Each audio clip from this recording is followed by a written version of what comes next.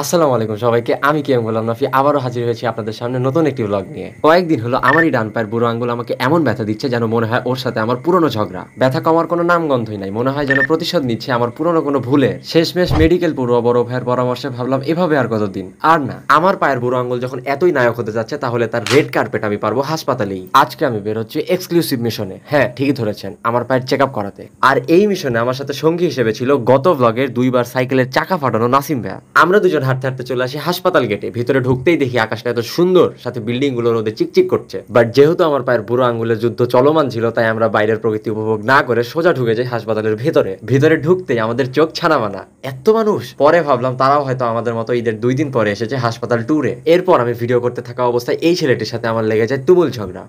Just kidding, একদমই না, উনি আমার অনেক কাছের একজন মানুষ।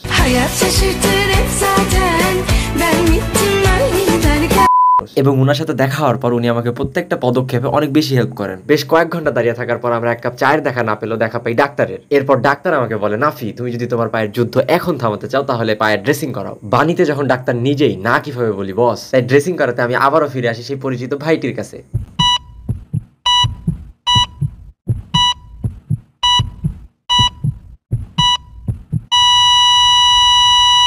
এরপর এক শ্বাসরুদ্ধকর অপারেশন শেষে ভাই আমার পা সুন্দর করে মুছে ব্যান্ডেজ করে দেয়। তারপর আর কি, আমার পায়ের আঙ্গুলের ব্যথার গোষ্ঠীর ষষ্ঠী পূজা করে এখন আমি ল্যাংড়া।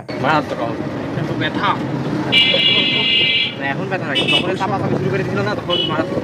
ঈদের সময় তোর দিকে ক্যামেরা ইউজ করি নাই, বাকি ওই সময় যেরকম এক্সপ্রেশন ছিল বলার না। আমি খালি দাঁতে দাঁত লাগাই সহ্য করতে জিনিসটা, সিগনালে তো হইল না। এরপর ডাক্তার সাহেব আমাদের এমন ভঙ্গিতে প্রেসক্রিপশন হাতে ধরিয়ে দেয় যেন বলতেছেন, ভাই তুই যা, নতুন করে আবার নিজের জীবন শুরু কর। এবং এই কাগজটি হাতে পাওয়ার পর আমার মনে হচ্ছিল আমি একটি লটারি জিতেছি এবং খুব সুন আমি কোটিপতি হতে যাচ্ছি। আজ ছিল এই পর্যন্তই। ভিডিওটি এতক্ষণ দেখার জন্য সবাইকে ধন্যবাদ জানিয়ে বিদায় নিচ্ছি। আসসালামু আলাইকুম।